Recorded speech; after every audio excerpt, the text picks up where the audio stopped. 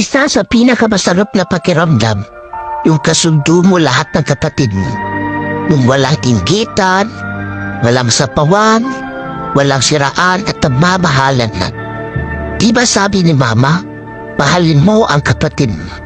Magtulungan kayong lahat. Iwasan yung mag-away-away. Dahil pag wala na kami, kayo-kayo na lang ang magtutulungan hanggang sa pagtanda niyo.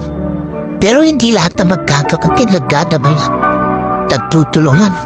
Mabait sa ibang tao, pero sa'yo hindi. Tumutulong sa ibang tao, pero sa'yo hindi. Tumutulong man sa'yo, pero nanunumbat naman.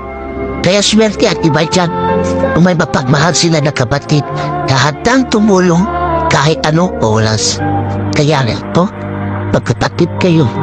Iba-iba man ang buhay, iba-iba man ang pinlalo. Iisa ang pinagkulan ng dugo, no?